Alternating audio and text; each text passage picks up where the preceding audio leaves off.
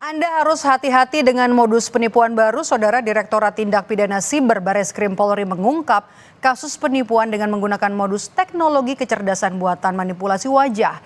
Para tersangka menggunakan wajah sejumlah pejabat negara untuk meraup uang dari para korban. Polisi menyebut dalam konferensi pers di Jakarta ada 2 tersangka yang mengatasnamakan dan menggunakan wajah sejumlah pejabat tinggi negara untuk menipu.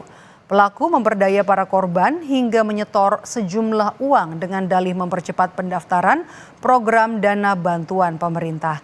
1 tersangka sudah ditahan, sementara polisi masih mencari 1 tersangka lainnya yang kini sudah masuk daftar pencarian orang dan berperan sebagai penyedia video.